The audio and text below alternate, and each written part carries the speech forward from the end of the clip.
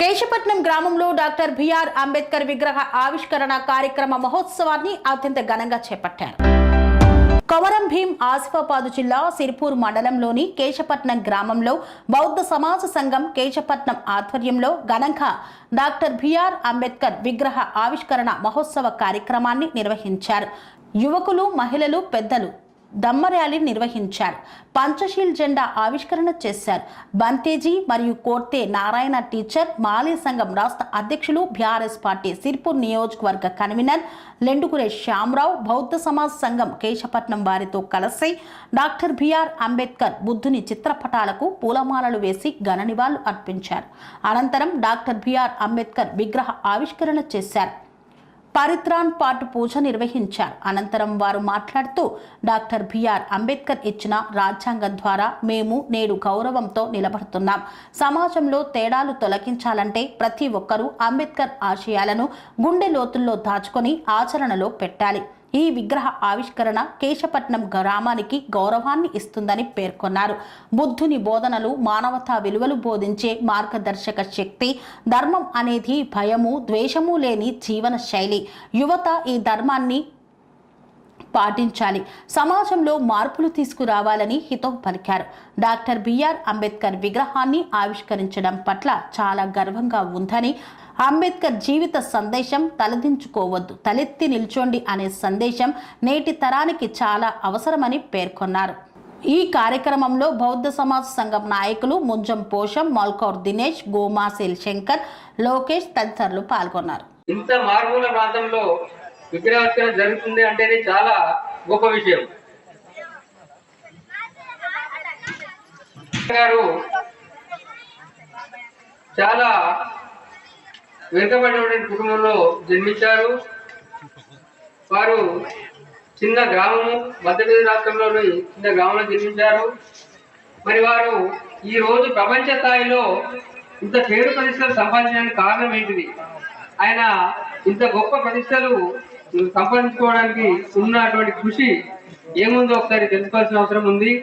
ఆయన మహార్ కుటుంబంలో, మహార్ కులంలో మధ్యప్రదేశ్లో చిన్న గ్రామంలో జన్మించడం జరిగింది.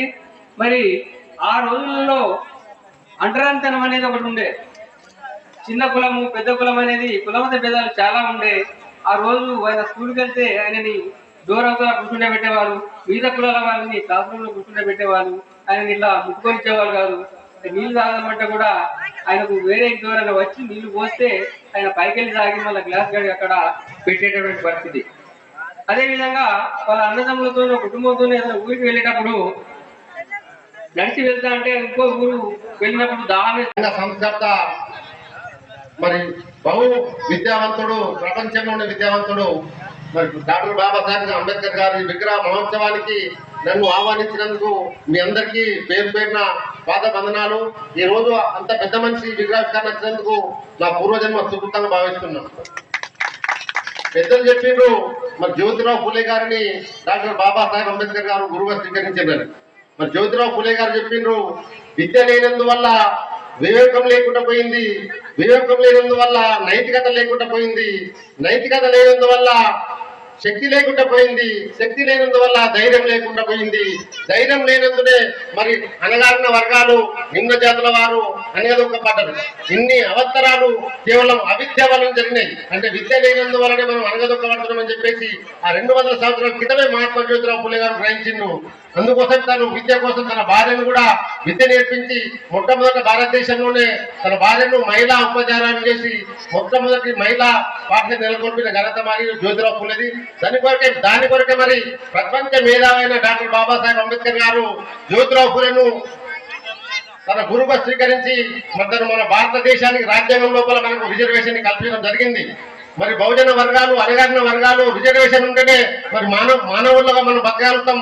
మనం ఏంటంటే అణగదొక్కబడుతున్న అగ్రవర్ణాల చేతి నుంచి మనం బతకాలంటే తప్పకుండా మనకు రిజర్వేషన్ కావాలని చెప్పేసి ఈ రోజు మన రాజ్యాంగం లోపల డాక్టర్ బాబాసాహెబ్ అంబేద్కర్ గారు రిజర్వేషన్ ని పొందుపట్టడం వల్లనే ఈ రోజు మనం తెల్ల బట్టలు తొడిగి చిన్న పెద్ద ఉద్యోగాలు చేసి మనం ఈ రోజు మన మనుగడ ముందు సాగిస్తున్నాం.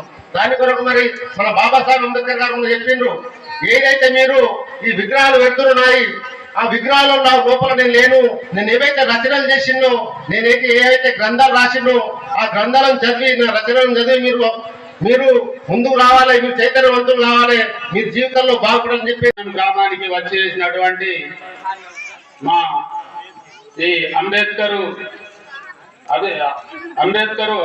ఆవిష్కరణ గురించి వచ్చేసినటువంటి పెద్దలందరికీ, మా స్టేజ్ పైన ఉన్న వారందరికీ, మా విలేజ్ తరఫున అందరికీ, ఈ అంబేద్కర్ తరఫున అందరికీ ధన్యవాదాలు తెలుపుతూ, ఇంత మంచిగా ఎవరి సలహా లేకుండా ఒక చాలా చిన్న ఊరు కాబట్టి వీళ్ళందరూ ఐకమత్యంగా ఉండి ఇంత సక్సెస్ చేసినందుకు ప్రోగ్రాము మా అందరి తరఫున వాళ్ళకు ధన్యవాదాలు. అదేవిధంగా ఇంత లేటుగా అయినా ఎంత మంచి ఈ అంబేద్కర్ గురించి పూజలు చేసినా కానీ ఒక్కరింకా అల్లరి చేయకుండా సైలెన్స్ ఉన్న ఈ లేటుని మంచిగా ఆవరణలో తీసుకొని అందరూ అభిమానంగా ఉన్నందుకు ధన్యవాదాలు. ఈ అవకాశం ఇచ్చిన పెద్దలందరికీ నా యొక్క నమస్కారాలు ముగిస్తున్నా. దూరంగా నెట్టివేయబడినటువంటి చదువు దూరంగా అన్ని రకాల హక్కులకు దూరంగా నెట్టిపడిపోయినటువంటి మనం అందరం కూడా మరి ఈ రోజు బాబాసాహెబ్ అంబేద్కర్ గారి స్ఫూర్తితో వారిచ్చిన చైతన్యంతో మనం ఈ రోజు గొప్ప చదువులు చదువుకొని మనలో కూడా చాలా మంది ఐఏఎస్ ఆఫీసర్లు కావచ్చు, ఉద్యోగాలు కావచ్చు, డాక్టర్లు కావచ్చు, ఇంజనీర్లు కావచ్చు, లాయర్లు కావచ్చు ఎదుగుతున్నామంటే కేవలం డాక్టర్ బాబాసాహెబ్ అంబేద్కర్ గారి పుణ్యం అని చెప్పేసి సందర్భంగా తెలియజేసుకుంటాను. దయచేసి మరి సమయం ఎక్కువ లేదు, ఎందుకంటే విచిత్రటువంటి ముఖ్య అతిథులు ఉన్నారు కాబట్టి ఎక్కువగా మాట్లాడదలుచుకోలేరు. కాబట్టి మీరందరూ కూడా నేను ఒకటే వినవించుకుంటున్నాను, డాక్టర్ బాబాసాహెబ్ అంబేద్కర్ గారిని మీరు విగ్రహాన్ని మీరు ఈ రోజు ప్రదర్శించుకున్నారంటే మీరు జ్ఞానానికి, ధైర్యానికి, చైతన్యానికి మీరు ఎప్పుడు చూసినా కానీ కేవలం డాక్టర్ బాబాసాహెబ్ అంబేద్కర్ గారి విగ్రహానికి దండలు వేయడము, పూలు వేయడము, లేకుంటే జయంతులను సందర్భంగానో లేకుంటే వర్ధన సందర్భంగానో జయ జయ అర్చినంత మాత్రాన వారి రుణం తీర్చుకోలేము. వారి రుణం తీర్చుకోవాలంటే మన పిల్లల్ని గొప్ప చదువులు చదివించాలి, వారిని మంచి ఉన్నతంగా తీర్చిదిద్దాలి. అదేవిధంగా ఆ మహనీయులు ఎవరైతే ఉన్నారో వారి చేసినటువంటి పుణ్య ఫలితంగానే మనం అందరం కూడా ఈ స్థాయిలో ఉన్నామంటే వారిని స్మరించుకుంటూ వారి త్యాగాలను మనం భవిష్యత్ తరాలకు అందజేయడమే వారికి ఇచ్చినటువంటి నిజమైన నివాళులని చెప్పేసి సందర్భంగా తెలుసుకుంటూ ఈ అవకాశం కల్పించినటువంటి మరి కేశవపట్నం అంబేద్కర్ విగ్రహ మహోత్సవ కమిటీ సభ్యులందరికీ కూడా నా పేరు తరపున హృదయపూర్వక ధన్యవాదాలు తెలుపుకుంటూ, మనము విగ్రహాన్ని పెట్టగానే మన కర్తవ్యం అయిపోదు, విగ్రహాన్ని పెట్టగానే మన కర్తవ్యం అయిపోలేదు. ఆయన నేను పడ్డ కష్టాలు నా నిమ్న వర్గ జాతి, అనగారిన జాతి వర్గాల పిల్లలు పడద్దు అనే ఉద్దేశంతో ఆయన రాజ్యాంగాన్ని రాసింది. ఆ రాజ్యాంగం ఈరోజు ప్రపంచ దేశాలన్నీ కూడా అనుసరించి వాళ్ళ రాజ్యాంగాన్ని వాళ్ళ రాజ్యాంగాన్ని పొందుపరచుకోవడం జరిగింది. ఆయన ఎంత కష్టపడ్డాడు, ఆ కష్టానికి ఫలితం దక్కాలంటే మనం కూడా ఆ రిజర్వేషన్ ఫలితాలని మన పిల్లలము అందరం అందిపుచ్చుకొని అంత గొప్ప వాళ్ళం కాకుండా చదువుకొని మన విజ్ఞానాన్ని, మన నైతిక విలువల్ని మనం అన్ని కూడా కల్పించుకొని ముందుకు పోతేనే ఈరోజు ఆ రాజ్యాంగానికి, మన మహనీయులు తెలంగాణ సామ్రాజ్యానికి తోడ్పాటు అవుతుంది. కాబట్టి మీరందరూ కూడా మన పిల్లల్ని మంచిగా చదివించి మనకు గవర్నమెంట్ రాజ్యాంగాన్ని అనుసరించి రాజ్యాంగం పొందుపరిచిన హక్కులతోటి మనకు అన్ని హక్కులు ఉన్నాయి. ఆ హక్కులని తలరాయడానికి ప్రభుత్వాలు ఎన్ని కుట్రలు చేసినా కూడా మన వర్గాల నుంచి కూడా మేధావి వర్గం మనతోటి వెన్నంటూ ఉన్నది. అందులో మేము కూడా భాగస్వామ్యమై మన పిల్లల్ని ఏ రకంగా అయితే ముందుకు చదివించగలుగుతాం, ఏ రకంగా అయితే ఏ పిల్ల ఏ నైపుణ్యం ఉన్నది దాన్ని ముందుకు తీసుకెళ్లే విధంగా మనం అందరం ఆలోచించాలని. స్వామి బోధానంద గోసేవ ఆశ్రమం సైథాపూర్. జ్యోతిష్యం, వాస్తుశాస్త్రం మన పూర్వీకులు మనకిచ్చిన వరం.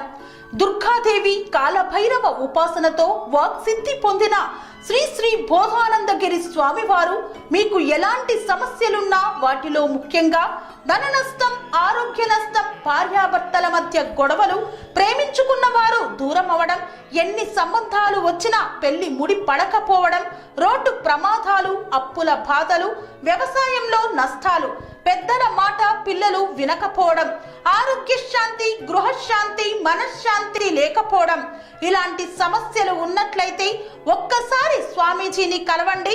మీ సమస్యలకు తగిన పరిష్కారాన్ని పొందండి.